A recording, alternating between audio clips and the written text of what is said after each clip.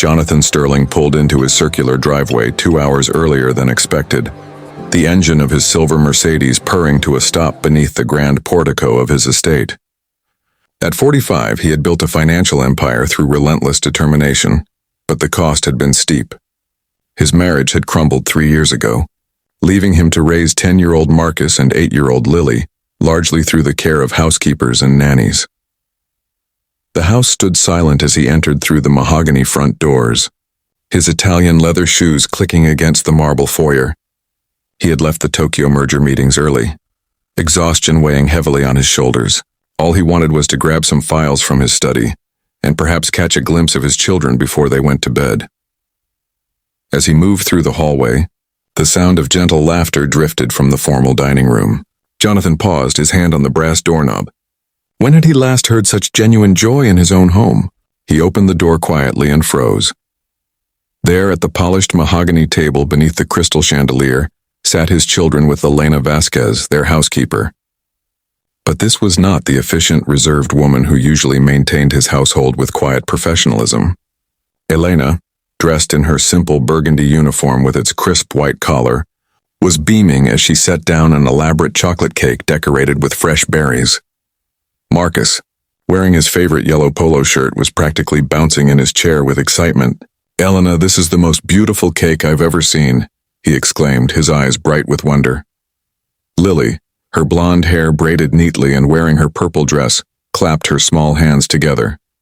"Did you really make this just for us?" Elena's voice was warm and gentle as she replied, "Of course, my darlings. Every child deserves to have someone celebrate them, even on ordinary days."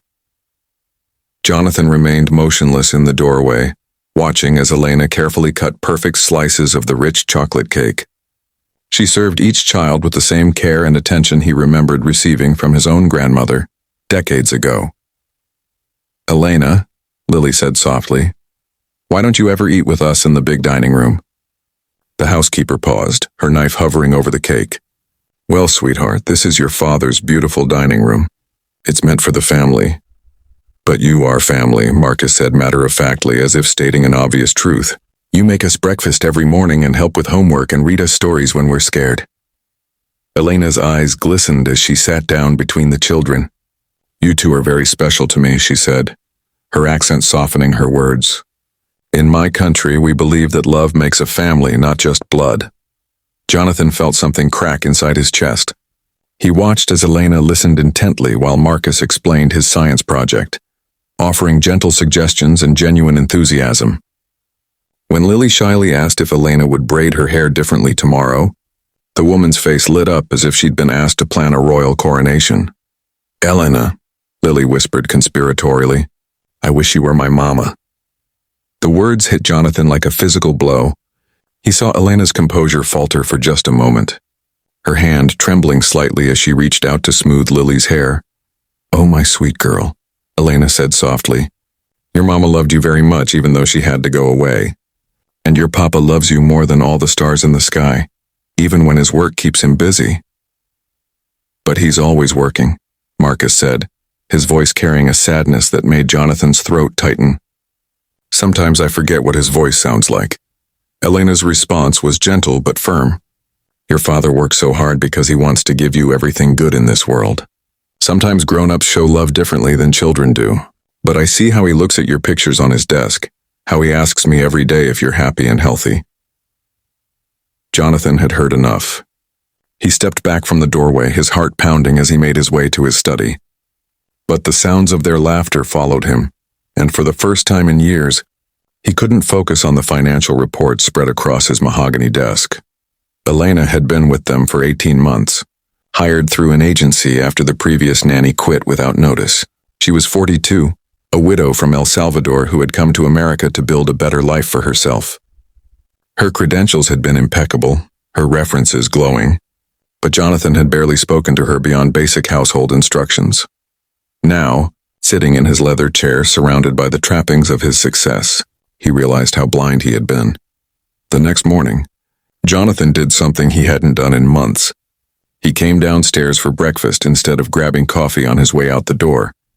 Elena looked surprised as he entered the kitchen. quickly setting down her own simple breakfast to prepare his usual protein shake and whole grain toast. "Please," Jonathan said, raising his hand gently. "Don't stop what you're doing. I just wanted to join the family for breakfast." The children's faces lit up with astonishment. "Daddy!" Lily squealed, running to hug his legs. "You're here for breakfast." Marcus looked pleased but cautious, as if afraid this moment might disappear if he acknowledged it too eagerly. Jonathan sat down at the kitchen island, something he had never done before. Elena served him quietly, but he noticed the way she naturally included him in the morning rhythm she had created with his children.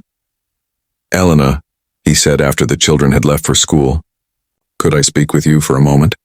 She nodded, her hands folded nervously in front of her. "Of course, Mr. Sterling." "Yesterday I came home early," he began, watching her expression carefully. "I saw you having cake with Marcus and Lily in the dining room." Elena's face paled. "Mr. Sterling, I apologize. I know I shouldn't have presumed to use your formal dining room. It won't happen again." "No," Jonathan said quickly. "That's not why I'm telling you this." He took a deep breath, struggling to find words for feelings he had buried for too long. "Elena, what I saw was my children happier than they've been since their mother left. What I saw was someone treating them with the love and attention I should have been giving them myself." Elena remained silent, but her dark eyes were watchful and kind. "I want to offer you something," Jonathan continued. "Not just a raise, though you certainly deserve one. I want to offer you a real place in this family. I want to set up a college fund for your own children back home, help you bring them here if that's what you want, and I want to learn from you how to be present for Marcus and Lily." Elena's composure finally cracked, tears spilling down her cheeks. "Mr. Sterling, I don't understand. I've been so focused on providing for them that I forgot they need more than money. They need what you've been giving them all along: time, attention, and unconditional love." Jonathan's voice grew thick with emotion. "You've been the mother they needed when I was too proud and too busy to see what was right in front of me." That evening, Jonathan canceled his dinner meeting and came home to find Elena teaching the children how to make empanadas in the kitchen. Instead of retreating to his study, he rolled up his sleeves and joined them, laughing as flour dusted his expensive shirt, and Lily showed him the proper way to fold the dough. As they sat around the kitchen table sharing the meal they had created together, Jonathan looked at Elena and understood that sometimes the most precious gifts come not from what we can buy, but from the open hearts of those who choose to love us when we've forgotten how to love ourselves. "Elena," he said softly as the children cleared their plates, "thank you for teaching my family what it means to be a family again." She smiled, her eyes bright with joy and hope. "Mr. Sterling, it has been my honor to love these children, and now perhaps you can teach me about building dreams in America, while I teach you about building happiness at home." Outside, the estate's manicured gardens gleamed in the evening light, but inside the kitchen, surrounded by the warm glow of Elena's care and his children's laughter, Jonathan Sterling finally understood that he had found something worth more than all his wealth. He had found his way home.